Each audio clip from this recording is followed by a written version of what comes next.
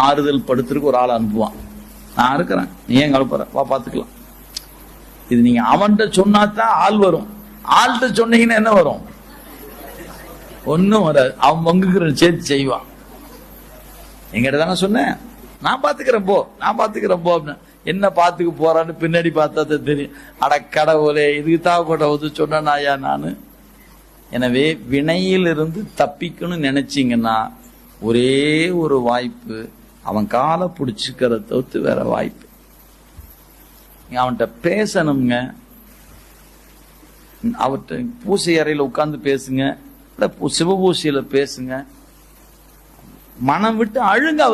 அவர்கிட்ட ஆற்றால போறோம், அழுங்க.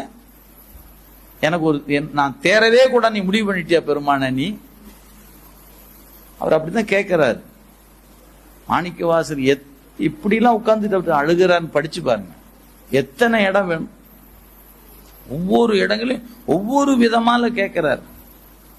ஆனா முடிவா ஒன்னேதான் கேட்டுட்டார், என்ன விட்டுடாது, என்ன விட்டுடாது. எனக்கு உன்னை தவிர்த்து ஒருத்தரும் இல்லை, நீதான் எனக்கு, நீதான் எனக்கு அப்படிங்கிற இடத்துல ஊன்றி இலவ நிற்கிறாரு. அந்த உணர்வு நமக்கு வரணும்.